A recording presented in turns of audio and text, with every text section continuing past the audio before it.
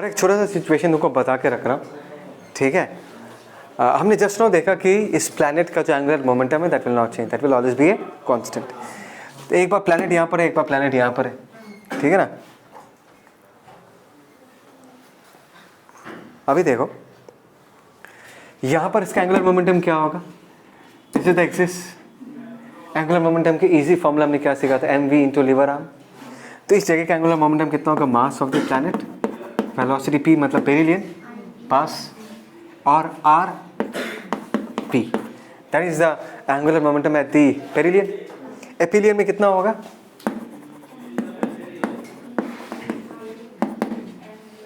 mvr, where r perpendicular in this case, right, m v into r है। Is that clear, समझ में आया। और हम दोनों को इक्वेट कर सकते हैं, क्यों इक्वेट कर सकते हैं, because we are conserving angular momentum. Is that clear. तो यहाँ पर mp कैंसिल आउट हो गया। और याद है तुमको मैंने कहा था कि देखा गया कि सन के सामने प्लैनेट मूव्स फास्टर, और सन से जब दूर है प्लैनेट इट मूव्स स्लोअर। यहाँ से प्रूव हो जाएगा। देखो velocity at perihelion, perihelion is equal to r by rp, that means velocity is inversely proportional to distance. देखो vp ऊपर है तो rp नीचे है, v नीचे है तो r किधर है, ऊपर है। तो हम यह कह सकते हैं कि यहाँ पर जो वेलोसिटी है that is inversely proportional to distance. Distance अगर कम होगा तो प्लैनेट का स्पीड क्या हो जाएगा, बढ़ जाएगा, right. Hence it proves the fact कि पेरिलियन में planet when it is closer to the sun the planet will be moving faster, when it is away from the sun it will be moving slower. Clear है, okay. So that is done, okay okay fine, ये done है। और एक छोटा सा चीज़ बताना चाहूँगा, ध्यान से सुनना, ठीक है। मैं आ रहा हूँ क्या, ठीक है, ओके फाइन। इधर सुनो, देखो ये कहा जाता है ना कि न्यूटन के सर पे एप्पल गिरा था, उसके बाद उसके दिमाग में ग्रेविटेशन का फंडा आया and he finally arrive with that universal law of gravitation, right. और देखो ये जो यूनिवर्सल लॉ ऑफ ग्रेविटेशन है, इसके बेसिस पे हम कैप्लर्स लॉ को जस्टिफाई करेंगे। तुमको ये याद होना चाहिए कि कैप्लर ने कोई भी लॉ प्रूव नहीं किया था, उसका जो भी लॉस था वो कम्प्लीटली ऑब्जर्वेशन पे बेस्ड था। उसका जो सीनियर था ब्राहे, उन्होंने बहुत पूरा लाइफ लॉन्ग जो ऑब्जर्वेशन किया उसको स्टडी करके कैप्लर ने वो 3 लॉस दिया था। कैप्लर उसका असिस्टेंट था। जब फाइनली ये सब होने के बाद जब न्यूटन ने अपना यूनिवर्सल लॉ ऑफ ग्रेविटेशन दिया तो कैप्लर्स का लॉ जस्टिफाई हो पाया, मतलब कि सही है, ये प्रूफ हो गया, ठीक है ना। तो talk about universal law of gravitation in this case. देखो अच्छा, इसके पहले और एक चीज़ मैं तुमको बता के रखता हूँ। क्या तुमको ये पता कि circle is a special case of an ellipse?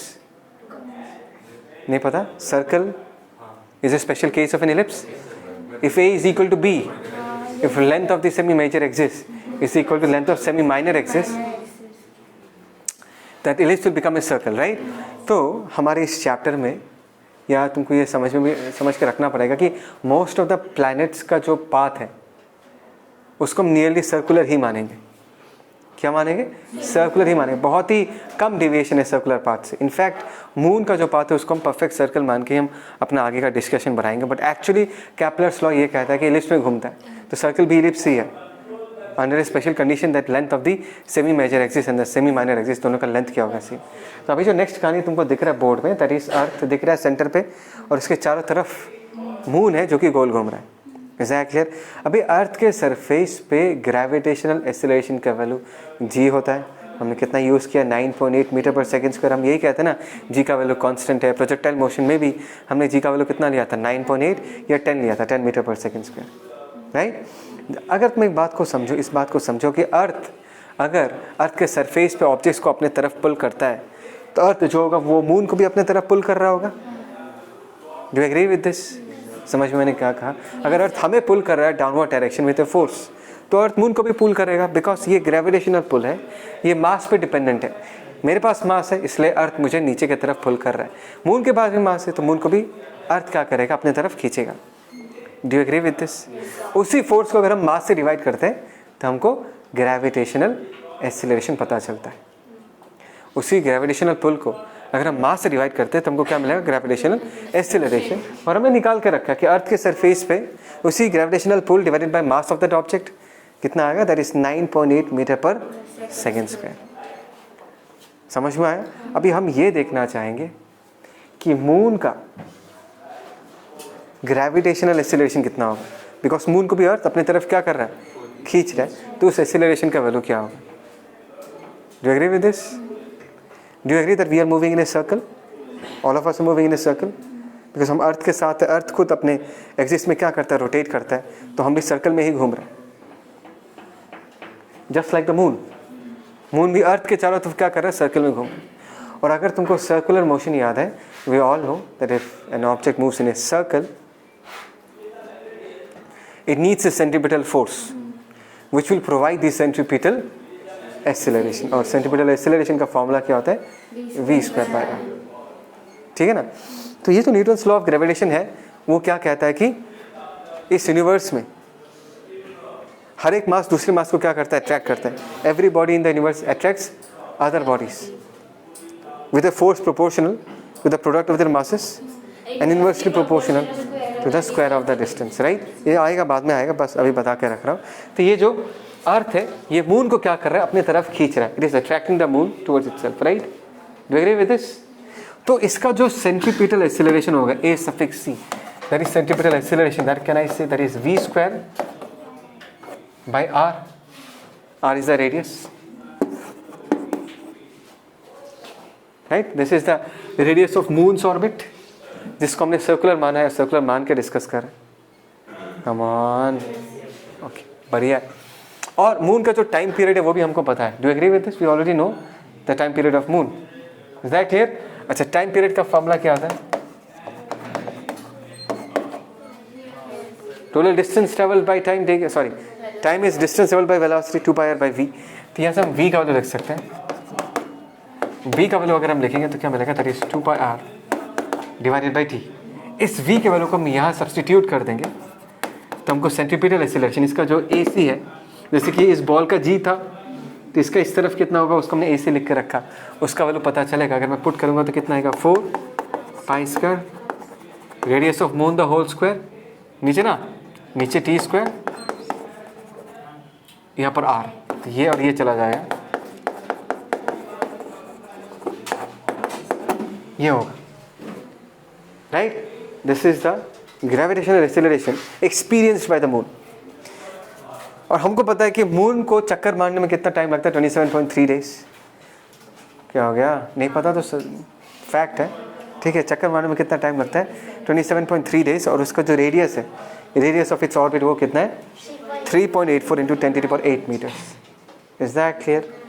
तो इस वैल्यूज़ को अगर मैं यहाँ पर पुट करता हूँ, 4π² कांस्टेंट है, टी के जगह 27.3 डेज पुट कर दिया, रेडियस ऑफ मून्स ऑर्बिट के जगह 3.84 × 10⁸ मीटर्स अगर हमने पुट कर दिया, इसका जो वैल्यू आता है that comes out less than 9.8 मीटर/s²। उसका जो वैल्यू आता है उसका वैल्यू कितना होता है, 9.8 से कम आता है। इसका मतलब ये है कि ग्रेविटेशनल एक्सीलरेशन का वैल्यू कांस्टेंट नहीं है, वो डिस्टेंस के साथ बदलता है। Do agree with this?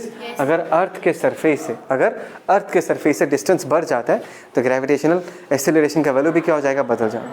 इसको लेकर हम आगे स्टडी करेंगे कि अर्थ के सरफेस से h हाइट ऊपर कितना होता है, अर्थ के सरफेस से h डेप्थ नीचे कितना एक्सीलरेशन होगा, वो हम आगे जाके पढ़ेंगे। अभी जस्ट एक ओवरव्यू दे के रख रहा हूँ, फील दिला रहा हूँ कि g का वैल्यू जो है वो कांस्टेंट नहीं है। तो तुमको ये बोलना चाहिए, सर जब हमने प्रोजेक्टाइल मोशन स्टडी किया था तब तो बॉल का हाइट चेंज हो रहा था, तब आपने जी का वैल्यू हमेशा 9.8 क्यों लिया है? अगर मैं तुमको बोलता हूँ कि एक पत्थर को फेंको, मैक्सिमम कितना हाइट, कितना ऊपर तक फेंक पाओगे मैक्सिमम? चलो, इस वर्ल्ड का सबसे बड़ा टॉलेस्ट बिल्डिंग कौन सा है, उसका हाइट कितना है? 164। उसके ऊपर भी खड़े होकर अगर पत्थर फेंकते हो, मैक्सिमम कितना हाइट तक भेज पाओगे?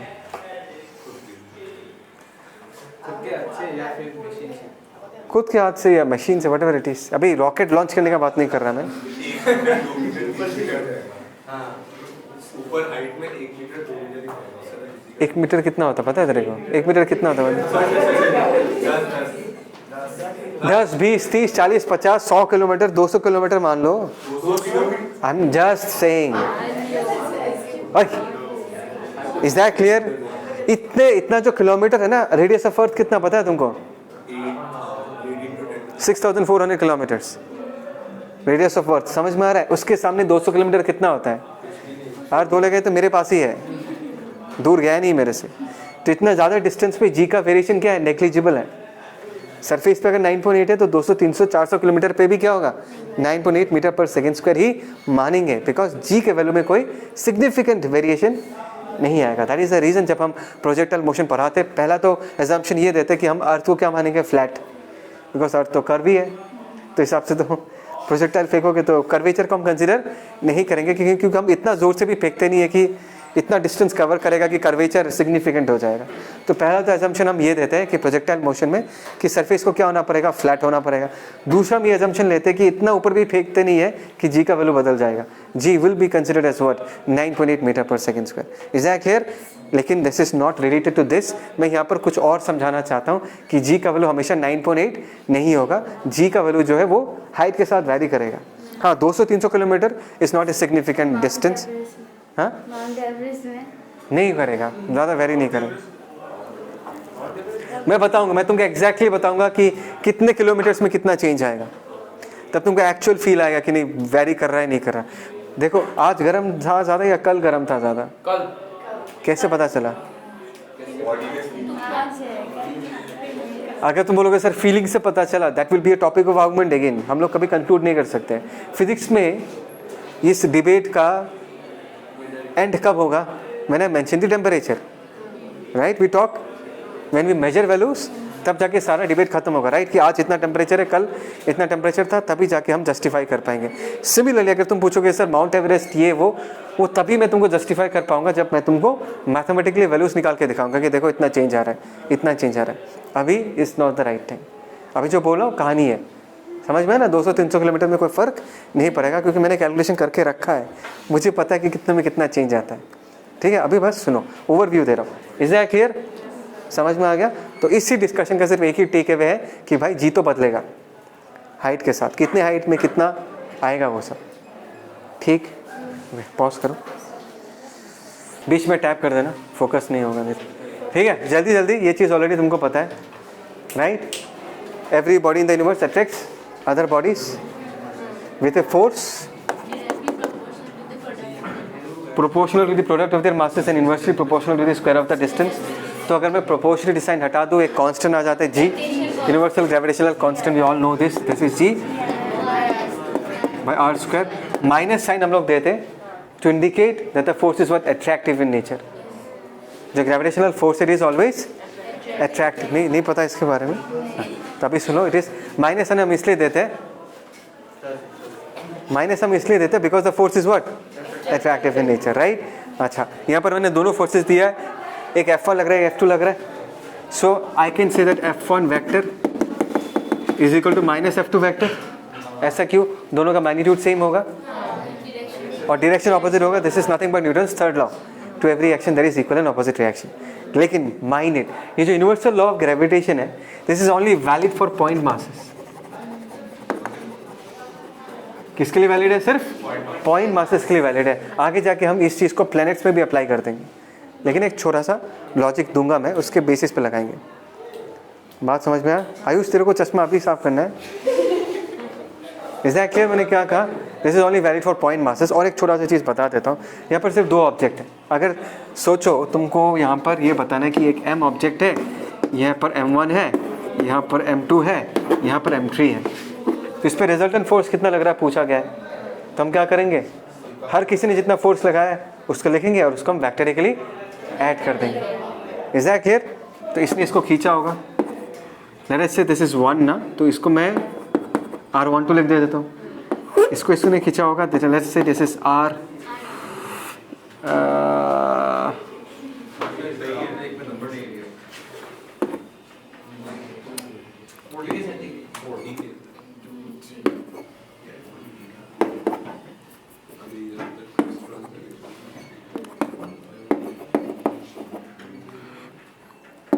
ये भी इसको खींचेगा, ये कितना होगा? R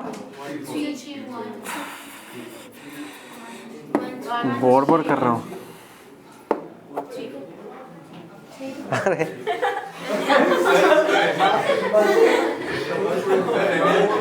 सॉरी, इसको खींचेगा ना, इधर आओ, ऐसा लिखते हैं, राइट? अच्छा, लेकिन इनको हमको वेक्टरिकली ऐड करना है। समझ में आता है नहीं आता? तो एक बार मैं तुमको थोड़ा वेक्टरिकली दिखा देता हूँ कि कैसे केस में करते हैं। जैसे this is y, this is x, this is m1, जैसे this is m2। Do you agree this is m1 का पोजीशन r1 वेक्टर? जल्दी से दिस इज r2 वेक्टर। तो हमको m2 पे फोर्स लिखना है, m2 पे कितना फोर्स होगा, राइट? सो इसको मैं r वेक्टर लिख सकता हूँ। r is the position of m2 with respect to m1। लेकिन m2 पे जो फोर्स लग रहा है वो उस तरफ लग रहा है, that is opposite to r vector. Is that clear? अरे सिंपल है, लोड मत लेना। तो m2 पे कितना फोर्स लग रहा होगा, मैग्नीट्यूड लिखते हैं, that is g m1 into m2 divided by r square. लेकिन मैं इसको वेक्टर फॉर्म में लिखना चाहता हूँ। हाँ, तो वेक्टर फॉर्म में लिखने के लिए मैं इसके साथ एक यूनिट वेक्टर अटैच कर दूंगा। Do you agree with this? तो r वेक्टर इधर है, तो इस तरफ वाले वेक्टर को माइनस r वेक्टर बुला सकता हूँ, और इस तरफ वाली यूनिट वेक्टर को मैं माइनस r कैप बुला सकता हूँ। ज़्यादा हो गया क्या? इतना तो आता है वेक्टर्स। ये अगर r वेक्टर है तो उल्टे डायरेक्शन को हम क्या बोलेंगे, माइनस r वेक्टर। उस तरफ की यूनिट वेक्टर को हम क्या कहेंगे, माइनस r कैप। चलेगा? तो ये हो गया। इसको और भी सजा के लिखना है तो यूनिट वेक्टर को हम कैसे लिख सकते हैं? फॉर्मूला क्या है? Unit vector equal to vector divided by its magnitude. याद है ना? तो इस माइनस को हम इधर लेके चला जाता है, minus g m1 into m2 divided by r square. In fact square नहीं रहेगा, ये क्यूब बन जाएगा, और यहाँ पर r vector divided by mod of r था, मॉड ऑफ r इसके साथ मल्टीप्लाई हो जाएगा, तो r स्क्वायर कितना बन जाएगा, r cube. So this is the vector form of law of gravitation, minus g m1 into m2 r cube into r vector. अरे सिंपल तो है, कोई डाउट? पक्का? अच्छा, इन सब चीज़ों को भी हम ऐसे लिख सकते हैं। इस पे अगर फोर्स निकालना है, net force, force on 1 due to 2 vector plus force on 1 due to 3 plus force on 1 due to 4, ऐसे लिख सकते हैं। Is that clear? अच्छा, तो यहाँ पर ध्यान देना, लेकिन मैंने यहाँ पर वेक्टर का डायरेक्शन ही ऐसा लेके रखा है, ठीक है? नहीं तो एक काम करता हूँ, इसी फॉर्म में लिखता हूँ ताकि कंफ्यूजन ना हो। एरो साइन को बदल देता, ऐसा लिख देता। हाँ, चलेगा? उसके जैसा, कोई डाउट? हाँ, तो F12 को हम क्या लिखेंगे, माइनस g, डिस्टेंस क्या दोनों के बीच, r12 the whole cube, and vector का माइनस दे दिया तुमने ऑलरेडी, लेकिन यहाँ पर माइनस है तो तुमने सिंपली क्या लिखा, r वेक्टर। इस पे फोर्स है तो इसका position with respect to this r vector. Is that clear? यहाँ पर क्या लिखूं मैं, r12 वेक्टर। जिस पे फोर्स लग रहा है उसका पोजीशन, जिस पे फोर्स लग रहा है उसका पोजीशन। नेक्स्ट वाला क्या होगा, m1 m2 हो गया, m1 m3 आएगा, डिस्टेंस क्या आएगा, r13 द होल क्यूब, और लग रहा है 1 पे, तो 3 के रेस्पेक्ट में उसका पोजीशन क्या होगा, r13 वेक्टर। बात समझ में आया? वेक्टर ऐसा है। नेक्स्ट क्या है, 1-4 के बीच, और डायरेक्शन किधर होगा, जिस पे लग रहा है उसका पोजीशन, जिस पे लग रहा है ये वाला क्या होगा, r। बस माइनस को भूलना मत। Is that clear? बस ऐसे करके निकालेंगे, ठीक है? Done for today. चलो।